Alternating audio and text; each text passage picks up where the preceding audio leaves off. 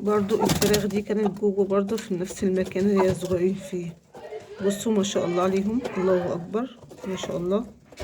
بصوا المكان برضو صغير وضيق، وده مكان برضو ايه البيض اهو. زي ما انتوا شايفين برضو اهو، حاطين برضو اكل اهو في علبة بأقل الامكانيات، والمية اهي. وان شاء الله اهي الارض يعتبر نظيفة النهاردة، بكرة ان شاء الله هننضفه لهم.